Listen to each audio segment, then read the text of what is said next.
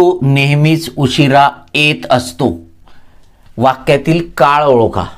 ठीक आहे मित्रांनो, पहिली गोष्ट लक्षात घ्यायची की येत असतो हे संयुक्त क्रियापद आहे. इथे येत हे धातुसाधित आहे, असतो हे सहाय्यक क्रियापद आहे. आणि संयुक्त क्रियापद जर वाक्यामध्ये असेल तर साधा काळ होत नाही. ठीक आहे, फक्त साध्या काळामध्येच क्रियापद सिंगल असते, एकेरी असते. बाकी सर्व काळांच्या प्रकारामध्ये ठीक आहे संयुक्त क्रियापद असते, दुहेरी क्रियापद असते. त्यामुळे साधा वर्तमान काळ होणार नाही, रीती भविष्यकाळ पण हा होणार नाही, हा रीती भूतकाळही होणार नाही, हा रीती वर्तमान काळ होईल. कारण येत असतो याचा अर्थ वर्तमान काळामध्ये ही क्रिया नियमित घडते. ठीक आहे, आणि मग नियमित क्रिया घडत असेल तर त्याला आपण रीती काळ म्हणतो. आणि असतो हे वर्तमान काळी सहाय्यक क्रियापद आहे, त्यामुळे हा रीती वर्तमान काळ आहे.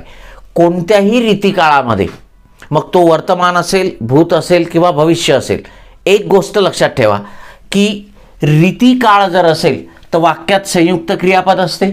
आणि संयुक्त क्रियापदातलं हे जे धातुसाधित आहे या धातुसाधिताला नेहमी त प्रत्यय येतो आणि पुढे त्या त्या काळातील सहाय्यक क्रियापदाचं रूप येते. म्हणजे आता इथे येत असतो, असतो हे वर्तमानकाळी रूप आहे म्हणून रीती वर्तमान काळ. मी जर म्हटलं येत असे तर तो रीती भूतकाळ होईल. आणि मी जर म्हटलं की येत असेल किंवा येत राहील ठीक आहे तर तो काय होणार, रीती भविष्यकाळ.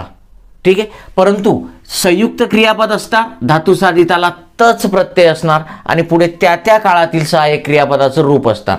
मग हे वर्तमान काळी हे सहाय्यक क्रियापद असतो आणि इथे येत असतो म्हणजे ही क्रिया वर्तमानात नियमित घडते आणि म्हणून त्याला आपण रीती वर्तमान काळ म्हणणार. Okay, yes.